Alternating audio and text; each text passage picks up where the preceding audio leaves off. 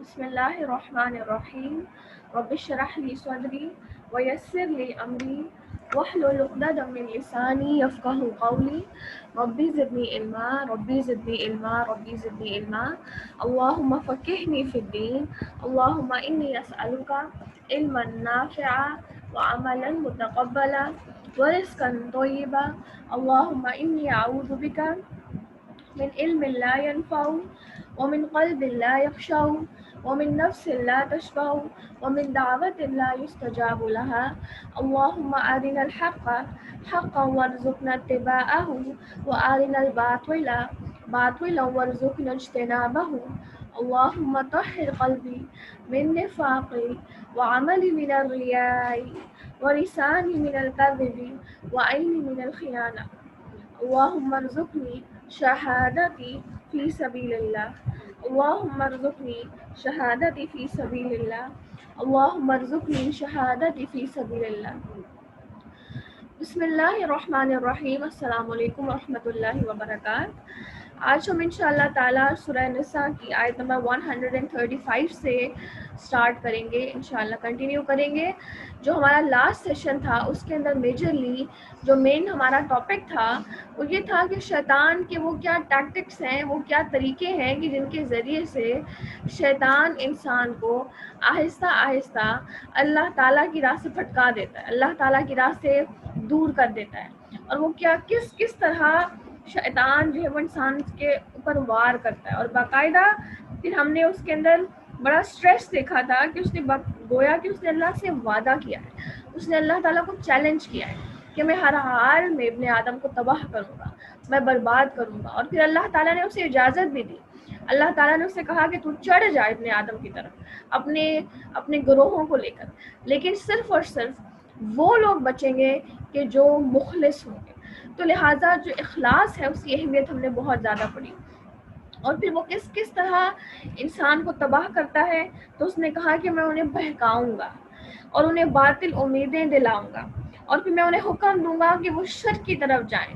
اور شرک کی صورت میں نے آپ کو بتائی کہ آیت میں لکھا تھا کہ وہ جانوروں کے کان چیریں، گویا کہ شرک کی طرف ان کو ابھاروں گا۔ پھر ان کو حکم دوں گا کہ وہ اللہ کی خلقت میں تبدیلی کریں، کہ اللہ تعالیٰ کی بنائی ہوئی جو تخلیق ہے اسی کو بدل دیں، اسی کو چینج کر دیں، اسی کو بالکل آگے لیں گے ڈی فارم کر دیں، اس کی فارمیٹ کو چینج کر دیں، جس طرح اللہ نے بنایا اس کی فارمیٹ کو چینج کر دیا جائے۔ تو کوشش یہ ہم نے کی کہ ہم اس کو بہتر طریقے سے انڈرسٹینڈ کر سکیں۔ کچھ چیزیں ہوتی ہیں کہ جو لیکچر کے اندر اس طرح سے بعض اوقات ہم اس کو مائنر سمجھتے ہیں، ہم اس کو کلیئر نہیں کر پاتے، لیکن پھر جب آپ کو اسائنمنٹ دی جاتی ہے اور اس سے کچھ چیزیں ہائی لائٹ ہو جاتی ہیں تو ان کو as a form of correction ان کو ہائی لائٹ بھی کر دیا جاتا ہے کہ ہر چیز ہمارے ذہن میں ریگارڈنگ دیٹ ایشو کلیئر ہو۔ تو انشاءاللہ امید ہے کہ یہ ٹاپک اللہ کرے گا انشاءاللہ کلیئر ہو گیا ہوگا، اور اللہ تعالیٰ ہمیں اتنا مضبوط ایمان دے کہ ہم شیطان اپنے دشمن کے خلاف لڑنے کے لیے ہر وقت تیار رہیں، اور ہمیں وسوسے کی پہچان آ جائے کہ یہ جو میرے کان کے اندر ایک آواز آ رہی ہے گناہ کی، یقیناً یہ ایک وسوسہ ہے، یہ گناہ کی پکار ہے، یہ گناہ کی دعوت ہے، اور یہ میرے دشمن کی طرف سے ہے۔ تو جب اس وسوسے کی پہچان آ جائے گی تو آٹومیٹکلی انسان آہستہ آہستہ حق کی طرف چلنے لگتا ہے۔ ایک وسوسے کی پہچان، دوسرا علم۔ بعض اوقات انسان کے اندر تڑپ بھی ہوتی ہے لیکن اس کے پاس علم ہی نہیں ہوتا، اس کو پتہ ہی نہیں ہوتا کہ گناہ کیا ہے، کیا غلط ہے۔ آج سے پہلے کیا ہمیں پتہ تھا کہ یہ بالوں کو کھیڑنا، یہ پلکنگ جائز ہے یا ناجائز ہے؟ ہمیں نہیں پتہ تھا، یا ہمارا اس طرف دھیان بھی نہیں تھا، یا ہمیں تو یہی پتہ تھا کہ حرکت میں تبدیلی میں یہ بھی چیز آ جاتی ہے، کیا یہ بھی چیز حرکت میں تبدیلی کی صورت ہے؟ اور اتنے سارے فارمیٹس ہیں جو شیطان نے ہم سے ایجاد کروا دیے ہر دور کے بڑھنے کے ساتھ ساتھ۔ تو جب انسان کے پاس علم آتا ہے، دین کی روشنی آتی ہے، جو نالج ہے، جو دین کا علم ہے، ایک فیول کی طرح کام کرتا ہے جو آپ کو فردر موو کرنے میں ہیلپ کرتا ہے۔ کہ گاڑی چل ہی نہیں سکتے اگر اس کے اندر آپ فیول نہیں ڈالتے، تو آپ ایمان کے لحاظ سے اور عمل کے میدان میں کبھی چل ہی نہیں سکتے جب تک کہ نالج کا فیول آپ کے پاس نہیں ہے۔ تو جو نالج ہے یہ بیسکلی ہمیں ہیلپ کرتا ہے کہ ہم عمل کے میدان میں آگے بڑھیں۔ تو دین کا علم کبھی بھی اس کو فار گرانٹیڈ نہیں لینا چاہیے، اس کو برڈن نہیں سمجھنا چاہیے، بلکہ جو موقع ملتے ہیں ان کو اویل کیا جائے۔ میں آج بھی جانتی ہوں کچھ لوگوں کو کہ ان کے اندر اتنی تڑپ ہے دین کو سیکھنے کی، ان کے اندر اتنی تڑپ ہے، اور وہ بتاتے ہیں کہ ہمیں اللہ تعالیٰ نے کس طرح اندھیرے سے روشنی کی طرف لایا، اور آپ یقین کریں وہ اپنی سٹوریز بتاتے ہیں کہ ہم کس طرح سے یعنی پریکٹسنگ لائن کے اوپر آئے۔ تو وہ کہتے ہیں کہ ہمارے اندر تڑپ بہت زیادہ تھی، اور ہم نے کوئی مجلس، کوئی دین کی بات کو چھوڑا نہیں، یعنی جہاں ہمیں دین کی بات سننے کے لیے لوگ بلاتے تھے ہم چلے جاتے تھے۔ اور یہی تو بات ہے جو آپ کو اللہ تعالیٰ پسند کر لیتا ہے اور پھر اللہ تعالیٰ چن لیتا ہے۔ تو جب بھی کوئی آپشن ملے، اپورچونٹی ملے دین کو سیکھنے کی یا دین کو سکھانے کی، خدا نہ اس کو کبھی بھی فار گرانٹیڈ نہ لے، یا یہ نہ سمجھے کہ یہ تو بس فارغ ہے، ان کا یہی کام ہے، یہ کبھی ایک سیشن ارینج کیا، کبھی دوسرا سیشن ارینج کیا، کبھی یہ دے رہا ہے، کبھی وہ دے رہا ہے، کبھی ایک درس دے رہا ہے، کیونکہ یہ بھی دین کا مذاق اڑانے میں آ جاتا ہے۔ آج ہم نے بڑے ہی ٹف ٹاپکس کو ڈسکس کرنا ہے، بڑے ہارش اور ہاٹ ٹاپکس ہیں یہ، جن کے اندر ہم ان نوئنگلی یا ان انٹینشنلی انوالوڈ ہیں۔ تو لہٰذا کبھی بھی ان کو فار گرانٹیڈ نہیں لینا، کبھی بھی نہیں لینا، بلکہ اللہ تعالیٰ کا شکر ادا کرنا ہے کہ اللہ تعالیٰ نے ہمیں ایک اپورچونٹی دی ہے نیا سیکھنے کی۔ تو جتنا زیادہ علم آئے گا اتنا زیادہ عمل کے اندر تبدیلی آئے گی۔ تو انشاءاللہ تعالیٰ قرآن بیسیکلی ایک سمندر ہے، جتنا زیادہ ہم اس کے ساتھ کنیکشن وابستہ کریں گے، دنیا کی حقیقت، گناہوں کی اپروچ یا گناہوں کی حقیقت اتنی زیادہ ہمارے سامنے کھلے گی، اور گناہوں تک رسائی مشکل اور نیکی تک رسائی آسان ہو جائے گی انشاءاللہ تعالیٰ. ٹھیک ہے، تو یہ بیسکلی ہمارا لاسٹ لیکچر تھا جس کو میں نے کوشش کی ہے کہ اس کو کنکلوڈ کر دوں. البتہ ہماری جو اسائنمنٹ تھی وہ بہت اچھے سے الحمدللہ ڈسکس ہو گئی تھی، تو میرا خیال ہے کہ اس کے بعد کوئی مزید کوشچن انشاءاللہ باقی نہیں رہتا، لیکن پھر بھی اگر ہو تو آپ ضرور اس کو ریز کر سکتے ہیں. ٹھیک ہے، آج ہم انشاءاللہ تعالیٰ جو ٹاپک ڈسکس کرنے جا رہے ہیں، جو ہماری 15 to 16 آیات ہیں، ان کے اندر میجرلی جو ہمارا ٹاپک ہوگا وہ نفاق ہے، کہ آخر یہ نفاق مزید کس کن چیزوں کو جنم دیتا ہے. اور پھر یعنی نفاق کی بہت ساری برانچز ہیں، ہم شروع سے قرآن میں ڈسکس کرتے آئے ہیں. آج ہم کچھ اور برانچز ڈسکس کریں گے اور وہ ہمیں ایک نئے طریقے سے سکھایا جائے گا انشاءاللہ تعالیٰ. پھر اس کے علاوہ کس طرح سے بے رخا پن کیا ہے، ڈبل سٹینڈرڈ جس کو آپ کہتے ہیں، دو رخا انسان وہ کون سا ہے، اور اس کی مثالیں کیا ہیں جو عام زندگی، روزمرہ زندگی میں. پھر اسی طرح لوگوں کی رضا کی پیروی، اس کی کتنی زیادہ قباحت ہے اسلام میں، اور اللہ تعالیٰ کے ہاں یہ کتنا آپ کے لیے منحوس عمل ہے کہ انسان لوگوں کی رضا کی پیروی کرے، لوگوں کی رضا کی سلیوری کرے، لوگوں کی رضا کا سلیو بن جائے، لوگوں کی رضا کا غلام بن جائے. یہ کتنا قباحت والا عمل ہے، یہ انشاءاللہ ہم ڈسکس کریں گے. پھر اس کے علاوہ شعوری ایمان کیا ہے، کہ ایک ہوتا ہے نا آپ کہہ لیں کہ نسلی ایمان، جو ہم میں سے ہر ایک نسلی ایمان ہے نا، ہم نسل سے ہمارے آباء و اجداد مسلمان تھے، تو الحمدللہ اللہ تعالیٰ نے ہمیں بھی ایمان نصیب کیا. یہ کتنی بڑی دولت ہے. یہ تو انشاءاللہ تعالیٰ جتنی زیادہ آپ کے یہاں آپ ریسرچ کرتے ہیں، اور آپ جو نیولی کنورٹس ہوتے ہیں، جو اسلام قبول کرتے ہیں، ان کی جب مشکلات اور ان کی کنورٹ سٹوریز آپ سنتے ہیں، تو تب انسان کو قدر ہوتی ہے کہ یہ حالی ایمان کتنی بڑی دولت ہے. تو ایک تو نسلی ایمان، اس نسلی ایمان کی کوئی ورتھ نہیں ہے جب تک کہ وہ شعوری ایمان میں نہ بدل جائے. تو اللہ تعالیٰ نے آج ہمارے سامنے شعوری ایمان کی پری ریکوزٹس یا اس کی کنڈیشنز، یا آپ کہہ لیں کہ وہ اس کا پول کھولنا ہے کہ آخر یہ شعوری ایمان کیا ہے جو آج تک ہمیں نہیں پتا تھا. اور پھر جب انسان کے سامنے شعوری ایمان کھلتا ہے تو پھر آہستہ آہستہ انشاءاللہ عمل کا میدان بھی کھلتا ہے. ٹھیک ہے، تو انشاءاللہ آپ نے کنیکٹڈ رہنا ہے، اپنے پاس آپ نے پیپر پینسل رکھنا ہے. جب تک آپ چیزوں کو سن کے نوٹ نہیں کرتے تو اس سے کیا ہوتا ہے کہ وہ چیز جب تک آپ لیکچر سن رہے تب تک تو وہ ذہن میں رہے گی، لیکن جیسے ہی آپ یہاں سے اٹھیں گے وہ نکل جائے گی ذہن سے. بہت ضروری ہے کہ چیزوں کو ساتھ ساتھ نوٹ ڈاؤن کیا جائے. ٹھیک ہے، تو تفسیر تو آپ کو بھیجی جاتی ہے، لیکن آپ نے ایک چیز آبزرو کی ہوگی کہ جو لیکچر سے آپ سیکھتے ہیں، تفسیر آپ کا ریٹن مٹیریل ہے جو آپ نے ایک ریکارڈ کے طور پر نوٹ ڈاؤن کر لیا شارٹ فارم میں، کہ فیوچر میں جب میں پڑھوں گی تو میرے سامنے ہنٹس ہوں گی. لیکن لیکچر جب آپ نوٹ ڈاؤن کر رہے ہیں نا، وہ آپ کو ایک الگ ہی چیز، ایک الگ ہی ٹیسٹ دیتا ہے. تو لیکچر کو نوٹ لازمی کرنا، اس کو فار گرانٹیڈ نہیں لینا. ٹھیک ہے، چلیں جی، بسم اللہ الرحمن الرحیم. آیت نمبر ہے ہمارے پاس 135. بسم اللہ الرحمن الرحیم. یا ایھا الذین آمنوا کونوا قوامین بالقسط شہداء للہ. اے ایمان والو، عدل و انصاف پر مضبوطی سے جم جانے والے اور خوشنودی مولا کے لیے سچی گواہی دینے والے بن جاؤ، وہ خود تمہارے اپنے خلاف ہو یا اپنے ماں باپ کے یا رشتہ دار عزیزوں کے. وہ شخص اگر امیر ہو تو اور فقیر ہو تو دونوں کے ساتھ اللہ تعالیٰ کو زیادہ تعلق ہے، اس لیے تم خواہش نفس کے پیچھے پڑ کر انصاف نہ چھوڑ دینا. اور اگر تم نے کج بیانی یا پہلو تہی کی تو جان لو کہ جو کچھ تم کرو گے اللہ تعالیٰ اس سے پوری طرح خبر رکھنے والا ہے.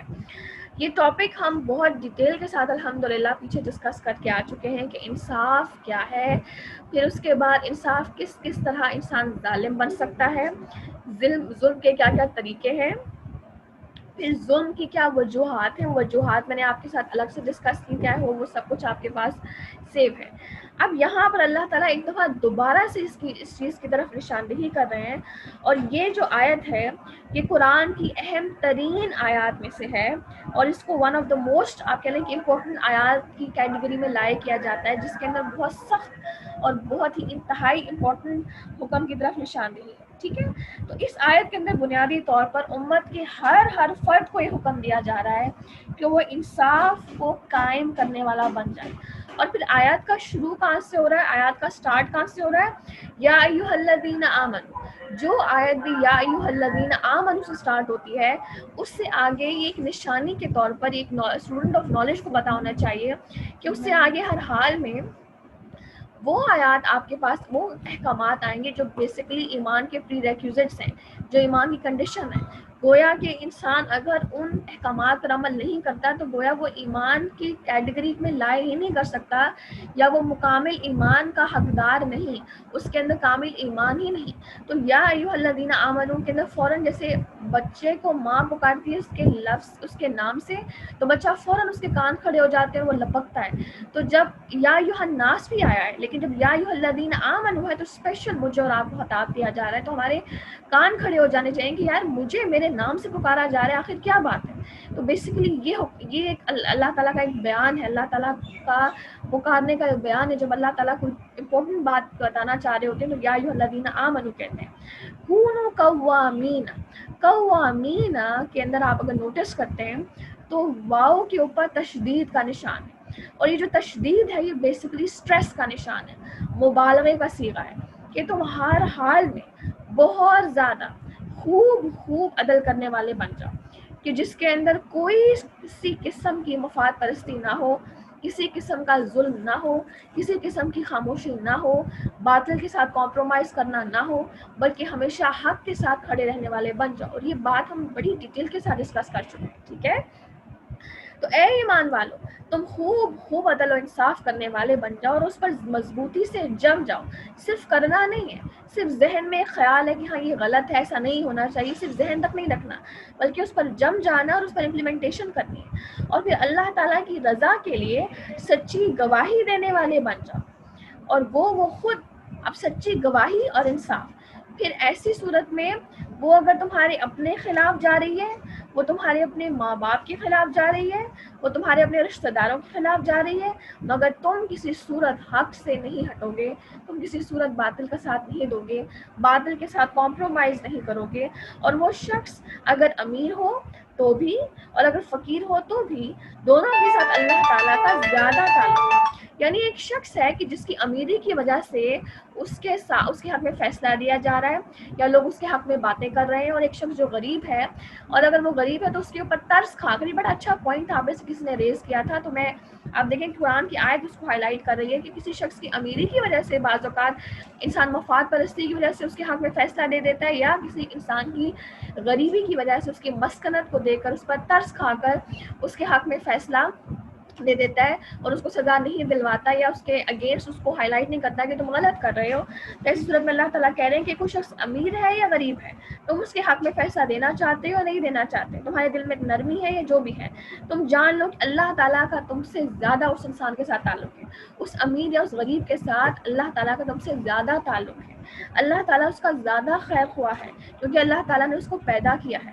تو اگر تم اس کے حق میں فیصلہ دے رہے ہو, چاہے تم مسکنت کی وجہ سے دے رہے ہو یا مفاد کی وجہ سے دے رہے ہو یا what ever is the reason, تو تم اس لیے نہیں کرو کہ میں اس کا بڑا خیر خواہ ہوں, نہیں, اللہ تعالیٰ تم سے زیادہ خیر خواہ ہے کیونکہ اللہ نے پیدا کیا ہے.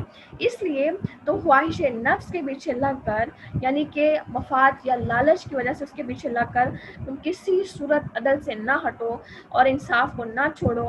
اور اگر تم نے کج بیانی یا پہلو تہی کی, اب اس کے لیے اللہ تعالیٰ نے 2 ورڈز یوز کیے ہیں, وَإِن تَلْوُوا أَوْ تُعْرِضُوا. وَإِن تَلْوُوا, اور اگر تلوو کہتے ہیں جھوٹ بولنا, بات کو ادھر سے ادھر کر دینا. اور اس کی ہم نے پریکٹیکل اگزامپل پڑھی تھی کہ جب کوئی بھی معاملہ پیش آتا ہے تو کچھ لوگ بہت اونچی آواز میں اپنے آپ کو فیور کرنا جانتے ہیں, اپنے آپ کو بچانا جانتے ہیں, لوگوں کو اپنے ساتھ ملا لیتے ہیں. بہت سارے لوگ ان کی باتوں میں آ کے ان کے فیور میں بات کر رہے ہوتے ہیں, اور ایک انسان ہے جس کو پتہ ہی نہیں کہ اس نے اپنے آپ کو فیور کیسے کرنا ہے, اپنے آپ کو سیف کیسے کرنا ہے. تو لہٰذا اب یہ جو انسان ہے کہ جو اپنے آپ کو بڑا فیور کر رہا ہے اور ایگزیجوریشن کر رہا ہے اور بڑھا چڑھا کے بات کر رہا ہے اور جھوٹ بول رہا ہے, تو یہ وہ شخص ہے جس نے تلوو اختیار کی، او تو رضو، یا تم نے بے رخی اختیار کی کہ تم اگر ایک مصلح کے طور پر بیٹھے ہو دو لوگوں کے درمیان میں، تو ایک شخص کی تم سن رہے ہو لیکن کیونکہ اس کے حق میں زیادہ لوگ بات کر رہے ہو، دوسرے انسان سے تم بے رخی برت رہے ہو، یا وہ بول نہیں رہا تو تمہیں لگ رہا ہے کہ یہ بول نہیں رہا، اس کا مطلب ہے کہ اس نے لازمی کچھ غلط کیا ہے تو لہٰذا اس سے بے رخی برت رہے ہو، نہیں، دونوں کیسز کے اندر اگر تم ایسا کرو گے تو جان لو کہ جو کچھ بھی تم کرو گے اللہ تعالیٰ اس کی پوری خبر رکھنے والا ہے۔ تو یہ جو آیت ہے یہ انتہائی امپورٹنٹ اور انتہائی سخت آیات میں سے ہے کہ جس کے اندر اللہ تعالیٰ نے ایک تو انصاف کا حکم دیا ہے اور دوسرا اللہ تعالیٰ نے ان لوگوں کے لیے وعید سنائی ہے کہ جو انصاف کے راستے کو چھوڑ دیتے ہیں۔ اور اس کے بارے میں اللہ تعالیٰ نے ایک اور جگہ قرآن میں فرمایا ہے کہ کسی قوم کی دشمنی تمہیں اس بات پر آمادہ نہ کرے کہ تم عدل سے کام نہ لو، عدل کرو یہی تقویٰ کے قریب ہے۔ بعض اوقات ایک انسان کے ساتھ ہماری مینٹل کمپیٹیبلٹی نہیں ہے، یا ہمارا مائنڈ اس سے میچ نہیں کرتا، یا ہم اس سے راضی نہیں ہیں، یا پاس میں کوئی ہمارے اختلافات ہیں، تو اس کا مطلب یہ نہیں کہ اب جب ہم مصلح ہیں تو ہم اس کے خلاف فیصلہ دیں اور دوسرے کے حق میں دیں، نہیں۔ کسی انسان کی دشمنی یا اس سے اختلاف تمہیں اس بات پر آمادہ نہ کرے کہ تم انصاف سے ہٹ جاؤ، بلکہ عدل کرو، برابری کرو اور ڈر جاؤ اللہ سے۔ تو اب سوال یہ پیدا ہوتا ہے کہ بہت زیادہ تو ہم ڈسکس کر کے آ چکے ہیں الحمدللہ، اب ایک کنکلوژن ہے کہ وہ کون سا ایک موٹیو ہے، وہ کون سا فیکٹر ہے کہ جو انسان کو عدل کی طرف ابھارے گا، انصاف کی طرف ابھارے گا، تو وہ ہے اللہ کا ڈر۔ اللہ کا ڈر، خوف خدا وہ ایسپیکٹ ہے کہ جو انسان کو مائل کرتا ہے اس بات پر کہ وہ ہر حال میں عدل کرے۔ تو جس انسان کے اندر خوف خدا نہیں ہے گویا اس کے اندر انسانیت نہیں ہے۔ تو لہٰذا اسی لیے اللہ تعالیٰ نے تقویٰ کا حکم دیا ہے کہ جب ایک انسان کے اندر ڈر ہوتا ہے اللہ تعالیٰ کا، تو وہ پھر کوشش یہ کرتا ہے کہ اس کے ہاتھوں اس کے ہاتھوں سے کوئی انسان مظلومیت کا شکار نہ ہو، یا کسی انسان کا حق نہ مارا جائے اور کہیں اس کی پکڑ نہ ہو۔ اسی لیے تو صحابہ کرام اتنا سوال کرتے تھے آپ صلی اللہ علیہ وسلم سے، اسپیشلی صحابہ کرام لوگوں کے حقوق کے بارے میں بہت زیادہ سوال کرتے تھے کہ فلاں غریب، فلاں مسکین کے کیا حقوق ہیں، بیواؤں کے کیا حقوق ہیں، کمزور بچوں کے کیا حقوق ہیں، کمزور بچوں کے کیا حقوق ہیں، کانسٹنٹلی سوال۔ ہم صدقہ کریں تو کیسے کریں، کیونکہ ان کے اندر خوف خدا بہت زیادہ تھا۔ کہیں قیامت کے دن آج حقوق اللہ میں تو ہم ٹاپ پر ہیں، ہمارے ہاتھوں میں ہر وقت تسبیح ہے، ہم نوافل کی کثرت کر رہے ہیں، حج و عمرے کر رہے ہیں، تو حقوق اللہ میں تو ہم ٹاپ پر ہیں، لیکن کہیں اللہ نے اگر حقوق العباد میں پکڑ لیا تو کسی صورت معافی نہیں ہے۔ اور اس کے بارے میں حدیث یہ آتی ہے کہ آپ صلی اللہ علیہ وسلم نے ایک بار صحابہ کرام سے پوچھا کہ کیا تم جانتے ہو کہ میری امت کا مفلس کون ہے، میری امت کا غریب کون ہے؟ تو صحابہ نے کہا یا رسول اللہ وہی شخص کہ جس کے پاس آنے نہیں ہے، جس کے پاس مال نہیں ہے۔ تو آپ صلی اللہ علیہ وسلم نے فرمایا نہیں، میری امت کا مفلس وہ ہے کہ جس نے کسی کو گالی دی، کسی پر ہاتھ اٹھایا، کسی پر ظلم کیا، اور پھر قیامت کے دن جب وہ آئے گا اللہ کے حضور اور اس کے پاس نیکیوں کا انبار ہوگا، لیکن اس نے دنیا میں کسی کے اوپر الزام تراشی یا گالی یا ظلم کیا ہوگا، یا ظلم پر خاموش رہا ہوگا اور مظلوم کا ساتھ نہ دیا ہوگا اور اس کا وٹنس ہوگا، تو قیامت کے دن اللہ تعالیٰ حکم دیں گے کہ اپنی نیکیاں اس انسان کو دو تاکہ یہ معاملہ رفع دفع ہو۔ اب جب وہ لوگ آنے لگیں گے اللہ تعالیٰ کی طرف، میں آپ کے سامنے ایک پکچر پیش کر رہی ہوں کہ وہ لوگ اللہ تعالیٰ کی طرف آنے لگیں گے اور ڈیمانڈ کریں گے انصاف کی، کیونکہ وہی تو دن ہے انصاف کا۔ وہ ڈیمانڈ کریں گے کہ ہمیں ہمارا حق چاہیے۔ تو اب کیا ہوگا، اس انسان کے پاس اس دن کیا ہے؟ اب اس دن کرنسی تو ہے نہیں، کوئی آپ کے پاس سونا تو ہے نہیں کہ آپ سونا دے کر آپ اپنے آپ کو چھڑوا دیں۔ اس دن کرنسی واحد نیک اعمال ہے۔ اب اپنے نیک اعمال دینے لگے گا اللہ کے حکم پر کہ ان لوگوں کو نیک اعمال دو جن کو تم نے ناحق گالی دی یا ناحق ان پر ظلم کیا، اور تمام ظلم کی جو آپ کے طریقے ہیں۔ جب وہ نیکیاں دینے لگے گا، نیکیاں اس کے پاس ختم ہو جائیں گی، حتیٰ کہ ایک وقت آئے گا کہ نیکیاں ختم ہیں، ابھی بھی لوگوں کی لائن لگی ہوئی ہے۔ اب کیا ہوگا کہ اور وہ لوگ اپنا حق مانگ رہے ہیں، اب ان لوگوں کے گناہ اس بندے کے اوپر عائد کر دیے جائیں گے، اس بندے کے اوپر چڑھائے جائیں گے، اور یوں اس انسان کو دھکیلتے ہوئے فرشتے جہنم میں ڈال دیں گے۔ تو لہٰذا انسان اپنے نیک ہونے پر یا بہت زیادہ عبادت گزار ہونے پر کبھی بھی فخر نہیں کر سکتا، کیونکہ ہمیں سے ہر ایک کو ایویلیویٹ کرنا ہے، ہمیں سے ہر ایک کو اپنا ٹیسٹ لینا ہے کہ میں اللہ تعالیٰ کے بندوں کے حقوق میں کتنی سچی ہوں، سیلف آئسولیشن میں کا شکار تو نہیں ہوں کہ جس کو اپنے علاوہ کچھ نظر ہی نہیں آتا، جس کو یا میں کہیں گونگی شیطان تو نہیں ہوں کہ جو ہر معاملے میں صرف خاموشی کو پسند کرتا ہے، اور اس نے ایک بہانہ پکڑا ہوا ہے کہ میرے بولنے کا کیا فائدہ، یہاں میری کون سنے گا، یا اچھا نہیں لگے گا، یا میں کیا بولوں، میری کون سننے والا ہے. نہیں، ہر حال میں حق کا ساتھ دینا ہے. یہ آیات، ان کی ریپیٹیشن، بعض اوقات چیزیں ہمیں پتہ ہوتی ہیں. آپ دیکھیں کہ کتنے سارے احکامات آئیں گے آگے بھی جو ہمیں پتہ ہیں، بار بار اللہ تعالیٰ کیوں ان کو ریپیٹ کر رہے ہیں؟ کہ انسان بھول جاتا ہے، انسان کمزور ہے، تو ان کو بار بار یاد دلایا جا رہا ہے کہ یاد رکھو، یہ جو تم بھول رہے ہو یہ بھولنے والی بات نہیں ہے، یہ بہت امپورٹنٹ بات ہے. تو لہٰذا عدل اور انصاف یہ بہت ہی وسیع موضوع ہے. اللہ تعالیٰ ہمیں ہمیشہ عدل پر قائم رہنے والا بنائے، آمین اللہم آمین. اور اس کی باقاعدہ دعا مانگا کریں. اور میں نے آپ کو ایک دعا بھی سکھائی تھی، آج میں انشاءاللہ کسی کا بھی ایک نام لے لوں گی، سرپرائز دیکھتے ہیں کس نے یاد کیا ہے. تو میں نے آپ کو ایک دعا سکھائی تھی، اللہم ارنا الحق حقا وارزقنا اتباعہ وارنا الباطل باطلا وارزقنا اجتنابہ. کہ یا اللہ مجھے حق دکھا، مجھے حق کی پہچان دے، اور پھر مجھے حق پر قائم رہنے والا بنا دے، اور مجھے باطل کی بھی پہچان دے، اور پھر باطل سے اجتناب کرنے والا بنا دے. تو یہ دعا بہت امپورٹنٹ ہے، اور اس کو ہر نماز میں، دعا ایک واحد علاج ہے ہر کرب سے نجات ملنے کا. تو لہٰذا اس دعا کو لازمی یاد کیجیے گا. ٹھیک ہے، اگلی آیت پر آ جائیے 136. یا ایھا الذین آمنوا. اب دوبارہ یا ایھا الذین آمنوا آ گیا. ہر وہ آیت کہ جہاں پر یا ایھا الذین آمنوا ہے وہاں پر فوراً کان کھڑے کرنے کہ یا اللہ مجھے آپ بلا رہے ہیں، آخر کیا بات ہے؟ اے لوگوں جو ایمان لائے ہو اللہ تعالیٰ پر اور اس کے رسول صلی اللہ علیہ وآلہ وسلم پر، اور اس کتاب پر جو اس نے اپنے رسول صلی اللہ علیہ وآلہ وسلم پر اتاری ہے، اور ان کتابوں پر جو اس سے پہلے اس نے نازل فرمائی ہے، ایمان لاؤ. اور جو شخص اللہ تعالیٰ سے اور اس کے فرشتوں سے اور اس کی کتابوں سے اور اس کے رسولوں سے اور قیامت کے دن سے کفر کرے گا تو وہ بہت ہی بڑی دور کی گمراہی میں جا گرا.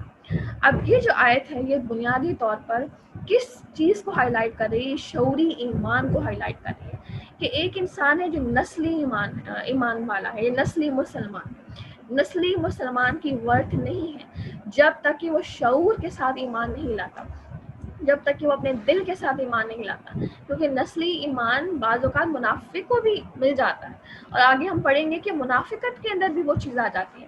لیکن جب تک شعور کے ساتھ ایک انسان بعمل نہیں ہے اور شعور کے ساتھ وہ ایمان نہیں لا رہا، گویا کہ اس کے ایمان کی کوئی ورتھ نہیں ہے اللہ کے نزدیک. تو لہٰذا شعوری لحاظ سے انسان کب ایمان والا بنے گا؟ کہ جب وہ اللہ تعالیٰ کی ذات پر کامل ایمان رکھے گا. اور اللہ تعالیٰ کی ذات پر ایمان کیا ہے؟ کہ اللہ تعالیٰ کی ذات پر ایمان، اللہ تعالیٰ کی صفات پر ایمان، اللہ تعالیٰ کی الوہیت پر کامل ایمان، اللہ تعالیٰ کی ربوبیت پر کامل ایمان. یہ چار ٹرمز ہمیں سارے کو یاد ہو جانی چاہیے. اتنی زیادہ شرک اور اس کی صورتیں اور اس کے ویز اور اس کے ایگزامپلس کو ڈسکس کرنے کے بعد اب ہم اس لیول پر ہیں کہ ہمیں یہ ٹپس پر ہونا چاہیے. ہم شرک کو آئیڈینٹیفائی کر لیں فوراً. ہمارے سامنے کوئی انسان بات کرے تو ہم فوراً آئیڈینٹیفائی کریں نہیں یہاں پر گیم تھوڑی سی الٹی ہو رہی ہے، یہاں پر شرک انوالو ہو رہا ہے اور میں شرک سے بری ذمہ. تو لہٰذا اللہ تعالیٰ کی ذات پر کامل ایمان کہ لا الہ الا اللہ، اشہد ان لا الہ الا اللہ، کہ یا اللہ میں گواہی دیتا ہوں کہ آپ کے سوا میرا کوئی ہے ہی نہیں، آپ کے سوا میں کسی کو جانتی نہیں، آپ کے سوا میرا کوئی الہ نہیں ہے. اور اللہ کی صفات پر ایمان کہ اللہ تعالیٰ ہی واحد وہ ذات ہے کہ جو تمام صفات کا مالک ہے. اس لیے شروع میں اللہ تعالیٰ کے نام لگائے جاتے ہیں، بیسیکلی اللہ تعالیٰ کی صفات ہے. ان کا کامل علم ہونا یہ ہمارا ایمان کا تقاضا ہے. کیا ہم اللہ تعالیٰ کو اس طرح جانتے ہیں؟ کیا ہمیں اللہ تعالیٰ کی صفات کا اس طرح سے علم ہے؟ شاید نہیں. شاید ہم اللہ تعالیٰ کو صحیح سے نہیں جانتے. یہ تقاضا ہے ہم ایمان کا کہ ہم اللہ تعالیٰ کو کامل طریقے سے جانیں اور اللہ کی صفات کو جانیں.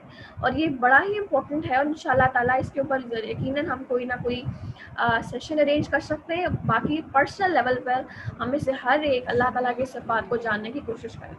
اس کے بعد اللہ تعالیٰ کی الوہیت پر ایمان کہ عبادت کی ذاتی لحاظ سے صرف اور صرف اللہ واحد ہے، اور ربوبیت کی عبادت کے لائق صرف وہی ذات ہے. میری نماز، میرے سجدے، میرے روزے، میری دعائیں، میری حاجتیں، میری منتیں سب واحد اللہ کے لیے. یہ ہے اللہ کی ذات پر کامل ایمان. اور پھر اس کے رسول صلی اللہ علیہ وسلم پر شعوری ایمان کیا ہے؟ کہ میرے رسول صلی اللہ علیہ وآلہ وسلم حق ہے، اور لہٰذا مجھے وہیں سے رہنمائی ملے گی جب میں رسول اللہ صلی اللہ علیہ وسلم کے طریقے کو فالو کروں. یہ ہے شعوری ایمان.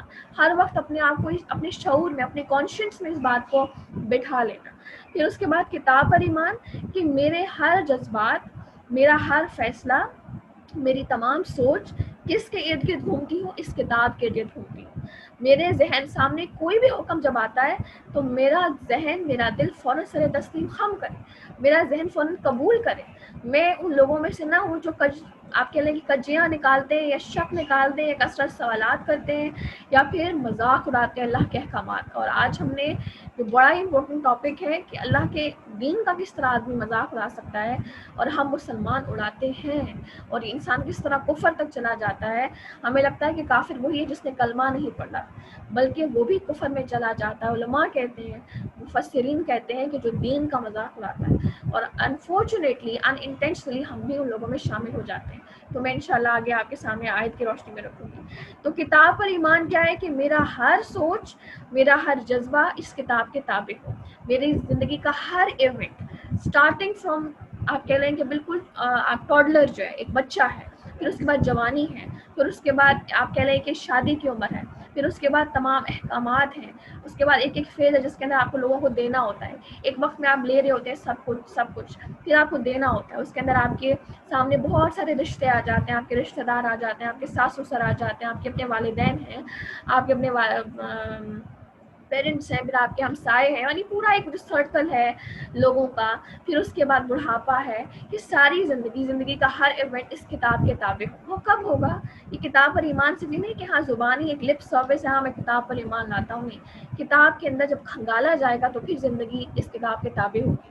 اور پھر اس کے بعد آج ہمارے یہاں ایک نیا اسٹوڈنٹ ہے، تو میں مزید اس کو اس لیے الیبوریٹ کر رہی ہوں کیونکہ میرے نزدیک وہ بہت اہم ہے، بہت زیادہ ان کی اہمیت ہے. اور ان کے پروٹوکول کے لیے میں آپ کے لیے اسپیشلی آپ کے لیے اسپیشلی میں چیزوں کو الیبوریٹ کر رہی ہوں، کیونکہ آپ ہمارے یہاں نئی اسٹوڈنٹ. اللہ تعالیٰ آپ کو استقامت دے، اور اللہ تعالیٰ آپ کو ہمارے اس سفر میں ہمیشہ کنٹینیو رکھنے کی آپ کو توفیق عطا فرمائے، اور آپ کو اہل قرآن میں شامل رکھے، اہل قرآن والا بنائے. اور اہل قرآن کے اللہ تعالیٰ کے خاص لوگ ہیں، جن کو اللہ تعالیٰ قرآن سے جوڑ دیتا ہے، وہ اللہ تعالیٰ کے بڑے پریسٹیجیس، بڑے آنریبل لوگ ہوتے ہیں. تو اللہ تعالیٰ ہم سب کو آپ کے ساتھ شامل فرمائے. ٹھیک ہے، تو یہ آپ کہنے کے آنر کے اندر آیات کو بڑا ڈیٹیل کے سارے الیبوریٹ کیا جا رہا ہے. باقی الحمدللہ ہم لوگ ان کو کافی ڈیٹیل سے کر چکے ہیں. ٹھیک ہے، تو کتاب پر ایمان یہ ہے. اس کے بعد اس نے اپنے رسول صلی اللہ علیہ وسلم پر جو اتاری اس کتاب پر کامل شعوری ایمان. پھر ان کتابوں پر ایمان جو ان سے پہلے نازل ہوئی. ہم لوگ اب ان کتابوں پر عمل تو نہیں کر سکتے، لیکن ان کتابوں پر ایمان کہ یا اللہ آپ نے جب یہ کتابیں نازل کی تھیں، جن پروفٹس کے اوپر آپ نے کتابیں نازل کی تھیں، یہ کتابیں حق ہیں، وہ پروفٹس حق ہیں. ہمارا ان کتابوں پر ایمان ہے کہ اپنے اپنے وقتوں میں سورس آف ہدایت تھی، لیکن آج اس دور میں قرآن نے ان تمام کتابوں کے احکامات کو انکمپنسیٹ کر لیا اپنی کتاب میں. تو آج عمل کے لائق سے قرآن ہی ہے. اور پھر ایمان لاؤ، اور جو شخص اللہ تعالیٰ سے اور اس کے فرشتوں سے اور اس کی کتابوں سے اور اس کے رسولوں سے اور قیامت کے دن سے کفر کرے، یعنی کہ اس کا ایمان ایسا نہیں ہے کہ جیسا ایمان کا تقاضا اوپر کیا جا رہا ہے. میں نے آپ کو اللہ کی ذات پر ایمان بتایا، رسول صلی اللہ علیہ وسلم کی ذات پر ایمان بتایا، کتابوں پر ایمان بتایا، پھر قرآن پر ایمان بتایا. قیامت کے دن پر ایمان کیا ہے؟ یعنی ہم میں سے ہر ایک کوئی بھی عمل کرتا ہے، کوئی چھوٹے سے چھوٹا زندگی کا جو اسٹیپ جو ہم لیتے ہیں، اس اسٹیپ کو لینے سے پہلے ایک بار ضرور ہم یہ سوچیں کہ میرا یہ عمل مجھے قیامت کے دن کس طرح فائدہ دے گا، کس طرح یہ مجھے اس کا ریٹرن ملے گا. تو تب انسان آٹومیٹکلی حق کی تلاش کرنے لگتا ہے. اور یہی ہے قیامت کے دن پر شعوری ایمان. ایک ہے لپ سروس، ایک ہے شعوری ایمان. اور اس شعوری ایمان کا تقاضا، اور جس نے کفر کیا، یعنی جس کا ایسا شعوری ایمان ہے ہی نہیں، وہ صرف لپ سروس کر رہا ہے، صرف زبان سے بول رہا ہے، صرف چارٹر باکس ہے جس کو صرف بولنا آتا ہے، عمل سے خالی ہے، تو گویا کہ وہ بہت بڑی دور کی گمراہی میں جا پڑا. یہی وہ شخص ہے جو گمراہ ہو گیا. تو ہم میں سے ہر ایک کو شعوری ایمان کی طرف جانا ہے انشاءاللہ تعالی. اور جن لوگوں نے ایمان قبول کر کے پھر کفر کیا، پھر ایمان لا کر پھر کفر کیا، پھر اپنے کفر میں بڑھ گئے. اب یہاں پر منافقت کی نشانی آ رہی ہے. منافقین کے بارے میں اللہ تعالیٰ بتا رہے ہیں کہ یہ وہ لوگ ہیں جو ایمان لائے، اسلام سے فیسنیٹ ہو کر، اٹریکٹ ہو کر. اسلام کی کس چیز نے ان کو فیسنیٹ کیا؟ اسلام کی کس چیز نے ان کو اپنے اٹریکٹ کیا؟ تو وہ فتوحات تھیں، وہ غلبے تھے، وہ مال غنیمت تھا. اس لالچ میں آ کے انہوں نے اسلام تو قبول کر لیا، لیکن جب پتہ چلا کہ نہیں یار، اسلام کو ہار بھی مل سکتی، اسلام کو تو ہار نہیں ملے گی، مسلمانوں کو ہار بھی مل سکتی ہے، مسلمان جنگیں ہار بھی سکتے ہیں کچھ غلطیوں کی وجہ سے۔ اب تو مال غنیمت نہیں آئے گا تو فوراً کفر کر لیا اور وہ کفار کے ساتھ ہو گئے، پھر جب دیکھا کہ مسلمان جیت رہے ہیں پھر وہ ایمان لے آئے، پھر کفر کیا اور پھر کفر میں بڑھتے گئے، تو ایسے لوگوں کو اللہ تعالیٰ ہرگز نہ بخشے گا اور نہ انہیں راہ ہدایت سجائے گا، اور نہ یعنی کہ انہیں اللہ تعالیٰ کبھی بھی ایسے شخص کو نہ ہی بخشتا ہے، نہ اللہ تعالیٰ ایسے شخص کو راستہ دکھاتا ہے کہ جو نافرمانی کے اندر بڑھتا چلا جائے۔ اور یہ بات ہمیں سمجھ لینا چاہیے، ایک رول ہے زندگی کا، ہماری اسپرٹ کا ایک رول ہے، ہماری سول کا یا ہماری روح کا ایک رول ہے کہ جو نیکی ہے وہ نیکی کو جنم دیتی ہے، جب ہم ایک نیکی کرتے ہیں وہ اپنی نیکی کو جنم دیتی ہے، اور ہر گناہ ایک نئے گناہ کو جنم دیتا ہے۔ تو لہٰذا جب انسان گناہ میں نافرمانی میں بڑھتا جاتا ہے تو ایسے شخص کی ریٹرن کے چانسز کم ہو جاتے ہیں۔ تو گویا کہ اپنے آپ کو نیکی کے راستے پر گامزن رکھنا یہ بہت ضروری ہے، بخشوانے کے لیے بھی اور راہ ہدایت کو پانے کے لیے بھی۔ اور منافقین کو اس عمل کی خبر پہنچا دو، انہیں خوشخبری دے دو، بشر المنافقین بان لهم عذابا الیما، کہ ان کے لیے دردناک عذاب ہے۔ اب آگے ان منافقین کی ڈیفینیشن اللہ تعالیٰ بتا رہے ہیں کہ ان منافقین کی ڈیفینیشن کیا ہے۔ ہمیں لگتا ہے کہ منافقین ایک الگ سی کیٹیگری ہے، ہم مسلمان ہیں، یہ ایک مسلمان ہے، ایک کافر ہے، ایک منافق ہے، تو منافقین کا ایک الگ سے ہمارے سے کوئی تعلق نہیں ہے، ایک الگ سے کیٹیگری نہیں۔ بیسیکلی ایک کافر کبھی بھی منافق نہیں ہوتا، ٹھیک ہے؟ جب ایک نیا انسان ہے جس کو نالج نہیں ہے تو اس کو آپ نے لازمی یہ بات بتانی ہے بینگ اے اسٹوڈنٹ آف قرآن کہ کافر کبھی بھی منافق نہیں ہوتا۔ منافق کون ہوتا ہے؟ جو مسلمان ہوتا ہے، ایک مسلمان کے اندر منافقت ہوتی ہے۔ اب اللہ تعالیٰ نے اس منافق کی ایک ڈیفینیشن بیان کی ہے، اس ڈیفینیشن کو ہم ڈسکس کرتے ہیں۔ بسم اللہ الرحمن الرحیم، اگلی آیت پر آ جائیے۔ اب یہاں پر اللہ تعالیٰ منافق کی ڈیفینیشن بتا رہے ہیں کہ منافق آخر کون ہے، جن کی یہ حالت ہے کہ مسلمانوں کو چھوڑ کر کافروں کو دوست بناتے پھرتے ہیں، کیا ان کے پاس عزت کی تلاش میں جاتے ہیں؟ تو یاد رکھیں کہ عزت تو ساری کی ساری اللہ کے قبضے میں ہے۔ تو گویا کہ میں نے آپ کو بتایا کہ اگر ہم ہسٹری کی طرف جائیں پھر ہم آہستہ آہستہ ہم اپنی لائف کے اندر آئیں گے اور اس کو کنیکٹ کریں گے اس آیت کو کہ یہ آیت کس طرح سے ہمیں ہمارا آئینہ دکھا رہی ہے، ٹھیک ہے؟ اگر آپ اپنی ہسٹری میں جاتے ہیں، ہماری اپنی جو اسلامک ہسٹری ہے اس کے اندر منافقین جو تھے وہ بیسیکلی اسلام قبول کس وجہ سے کرتے تھے؟ فتوحات کو سے آپ کہنے اٹریکٹ ہو کر اور دوسرا مال غنیمت کو دیکھ کر، لیکن انہیں اللہ تعالیٰ کا کوئی تعارف نہیں تھا، وہ اللہ تعالیٰ کو بالکل نہیں جانتے تھے کہ اللہ تعالیٰ کی ذات کی حقیقت کیا ہے، یا اللہ تعالیٰ کی آپ کہہ لیں کہ اللہ تعالیٰ کتنا قریب ذات ہے، جس طرح جو اللہ کی ایک محبت ہوتی ہے اور اللہ تعالیٰ کی ایک دیوانگی ہوتی ہے جو انسان کو مائل کرتی ہے نیکی کی طرف، وہ ان کے اندر نہیں تھی۔ ان کے اندر جسٹ یہ تھا کہ مال غنیمت یہاں پر آ رہا ہے، یہاں پر دولت آ رہی ہے، تو لیٹس موو ٹو اسلام۔ اب کیا ہوا، لیکن یہ وہ لوگ ہیں کہ جب اسلام سے جب ان کو کبھی کمی ملتی یا مال غنیمت جب نہیں ملتا تھا تو یہ لوگ فوراً کفر کی طرف چلے جاتے، کفار کے ساتھ ان کی ہمدردیاں ہو جاتی کیونکہ اب ان کو ساری امیدیں تھی کہ وہاں سے ہمیں ملے گا سب کچھ۔ تو اب کیا ہے کہ ایسا انسان جو کفار کے ساتھ صرف اس لیے دوستی بنا رہا ہے کہ وہاں سے اس کو عزت ملے گی، وہاں سے اس کو مال ملے گا، وہاں سے اس کو آنر ملے گا، وہاں سے اس کو فتح ملے گی، تو ایسا شخص ہے کہ جس نے اللہ کو ناراض کر کے کفار کے ساتھ وہ جا ملا تو وہ دونوں طرف سے محروم ہوتا ہے۔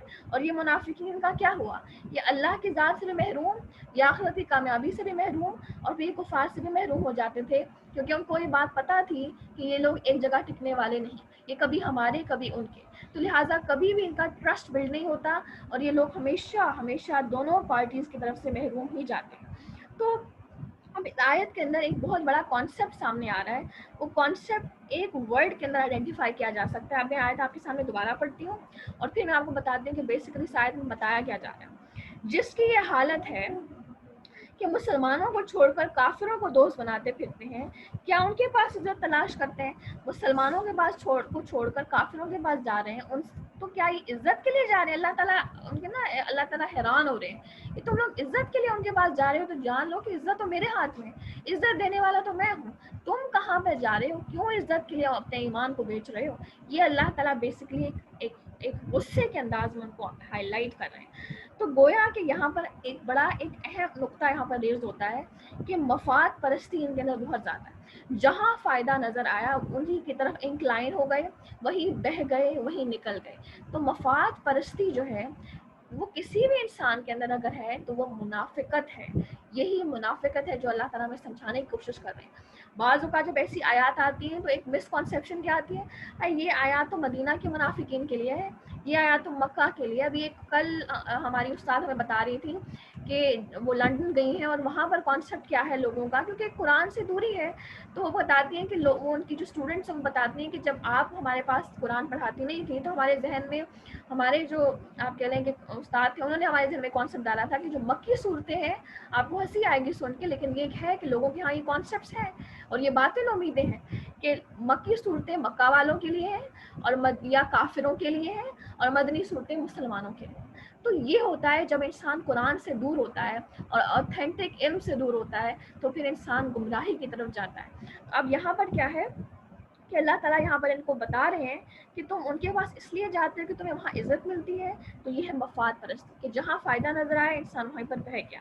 تو مفاد پرستی جو ہے یہ منافقت کی علامت ہے. آج ہم میں سے ہر ایک کو اپنا انالیسس کرنا ہوگا, اپنے آپ کو ایویلیویٹ کرنا ہوگا کہ کہیں میرے اندر مفاد پرستی تو نہیں ہے. اور اس کے بارے میں بڑی پیاری بات ہے کہ جو میں نے ایک دفعہ جو فرسٹ ٹائم میں نے سنی تھی تو وہ اس نے بڑا آپ کہہ لیں کہ ہٹ کیا تھا کہ جس کو میں کی ہوا لگی اسے نہ دوا لگی نہ دعا لگی.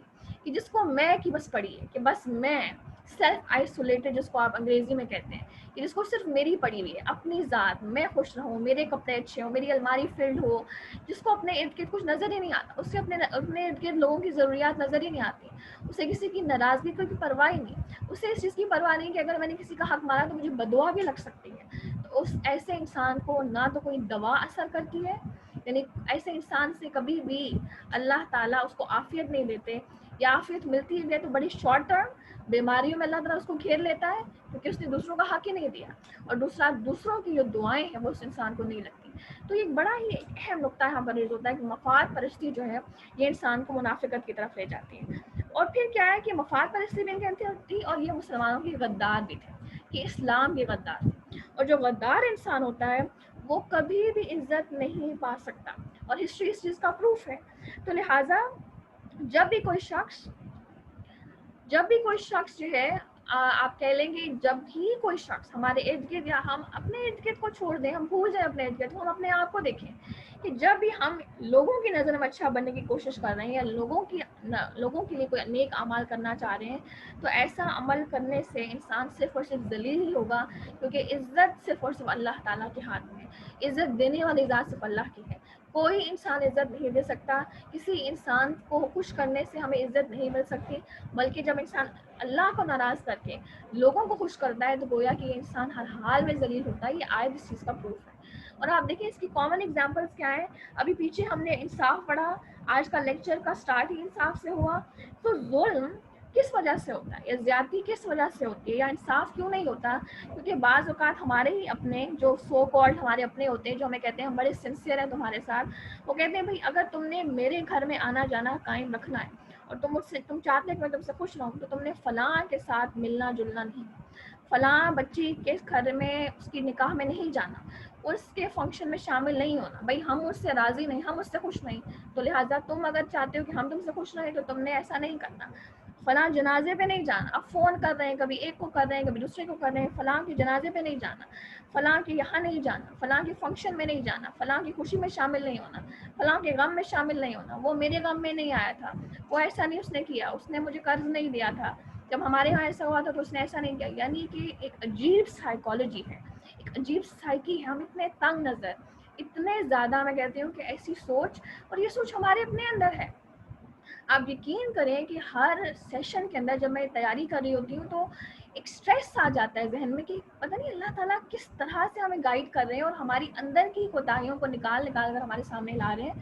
لیکن اگر اس کے باوجود ہم اپنے آپ کو آئیڈینٹیفائی نہیں کر پا رہے, ہم اپنے آپ کو جج نہیں کر پا رہے, ہمیں اپنی خامیاں نظر ہی نہیں آ رہی, تو اس کا مطلب ہم بلائنڈ ہو چکے ہیں. ہمیں پھر نظر کچھ نہیں آ رہا, ہمیں بس ہاں واقعی سوسائٹی ایسا کر رہی ہے, لوگ ایسا کر رہے ہیں, لوگوں نے ایسا بھی کیا, ہاں واقعی فلاں بندے نے ایسا کیا تھا, خود اپنے آپ کو تو کوئی جج ہی نہیں کر رہا. تو لہٰذا یہ ہاں بیسیکلی اس نقطے کی طرف لایا جا رہا ہے کہ لوگوں کو خوش کرنے کے لیے, یا کسی بھی انسان سے عزت حاصل کرنے کے لیے, یا اس کے ساتھ ریلیشن شپ کو اسٹرینتھن کرنے کے لیے کبھی بھی حق کے خلاف نہ ہو, یا حق کے اگینسٹ نہ ہو, اور اللہ کو ناراض نہ کریں.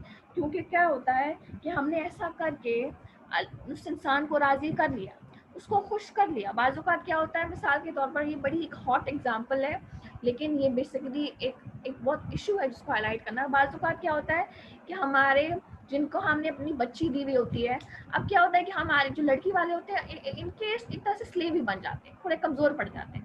اب کیا ہوتا ہے کہ جو لڑکے والے نا وہ تھوڑا بڑا نا اپنے آپ کو چودھری ٹائپ سمجھنا شروع ہو جاتے ہیں. اب لڑکی والوں ان کے غلام ہیں.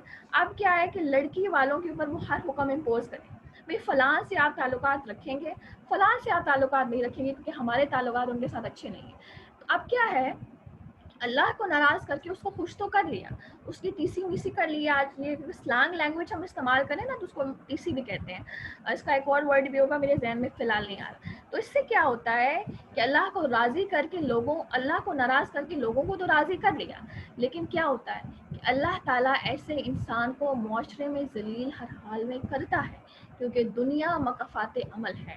دنیا مکافات عمل اللہ دکھاتا ہے، عبرت کی آنکھ چاہیے بس.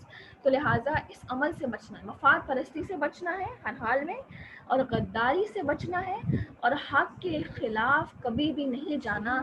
وہ میرے اپنے خلاف ہو، وہ میرے اپنے والدین کے خلاف ہو، وہ میری برادری کے خلاف ہو. اور بعض اوقات ایسا ہوتا ہے کہ آپ اپنی بہن بھائیوں کو خوش کرنے کے لیے اپنی پوری برادریوں سے کٹ آف کر لیتے ہیں. لوگوں کی خاندان نہیں ہوتے. آپ یقین کریں کہ ہم ایسے بھی لوگوں کو جانتے ہیں جن کا کوئی خاندان نہیں ہے، وہ کہتے ہیں ہمارے پیچھے کوئی نہیں ہے. وہ بیسیکلی کوئی لوگ مر تو نہیں گئے نا، انہوں نے خود کٹ آف کر لیا اپنی فیملی سے، اپنی برادریوں سے. وائی؟ بیکاز ان کے اپنے جو بہن بھائی ہیں وہ ان سے ملنا نہیں چاہتے. تو اب انہوں نے تو ان کے ساتھ رشتے رکھنے ہیں نا، انہوں نے تو ان کے ساتھ نبھا رکھنی ہے. تو نبھا رکھنے کے لیے پھر کیا ہوتا ہے کہ یہ لوگ ظلم کی طرف چلے جاتے ہیں. تو لہٰذا یہ بڑا ہی امپورٹنٹ اسپیکٹ ہے. اللہ کرے کہ ہمارے ذہنوں میں کلیئر ہو جائے. میک شیور کریں کہ آپ ان کو یہ جو آیت ہمیں سکھانا چاہ رہی ہے، کاش کہ ہم اس کو سمجھ جائیں. یہ آیت صرف اس وقت کے منافقین کے لیے نہیں ہے، یہ بیسیکلی آج ہمارے لیے بھی ہے، اور یہ بڑے ہی اہم نقطے کو ہائی لائٹ کر رہی ہے. اگلی آیت پر آ جائیے. اور اللہ تعالیٰ تمہارے پاس اپنی کتاب میں یہ حکم اتار چکا ہے کہ تم جب کسی مجلس والوں کو اللہ تعالیٰ کی آیتوں کے ساتھ کفر کرتے اور مذاق اڑاتے ہوئے سنو تو اس مجمع میں ان کے ساتھ نہ بیٹھو جب تک کہ وہ اس کے علاوہ اور باتیں نہ کرنے لگیں، ورنہ تم بھی اسی وقت انہیں جیسے ہوگے. یقیناً اللہ تعالیٰ تمام کافروں کو، سب منافقین کو جہنم میں جمع کرنے والا ہے.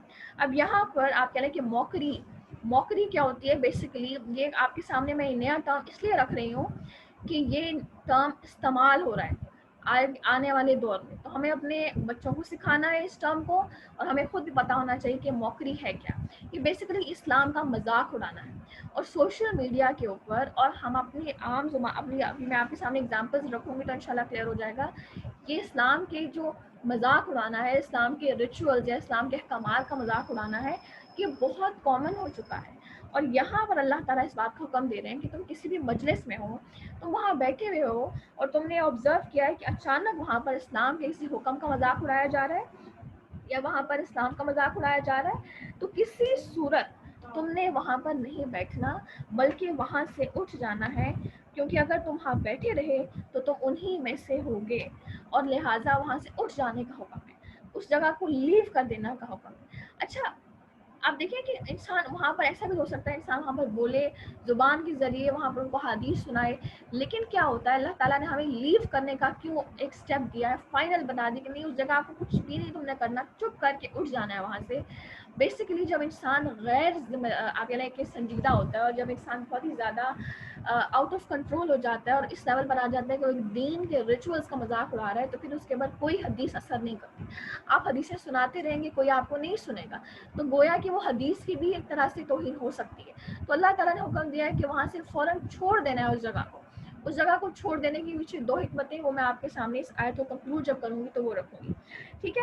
اب سوال یہ پیدا ہوتا ہے کہ ایک تو انسان ہے جو بظاہر طور پر، جس طرح اس وقت لوگ کرتے تھے کہ جب مسلمان نمازیں پڑھیں تو کفار تالیاں بجاتے یا پھر طرح طرح کے کام کرتے ہیں. بعض اوقات نبی صلی اللہ علیہ وسلم کا مذاق اڑاتے. آگے سورہ توبہ میں بڑا کلیئر کٹ ہی آئے گا تو میں وہاں پر آپ کے ساتھ ڈسکس کروں گی. تو یہ تو اس وقت کے دور میں.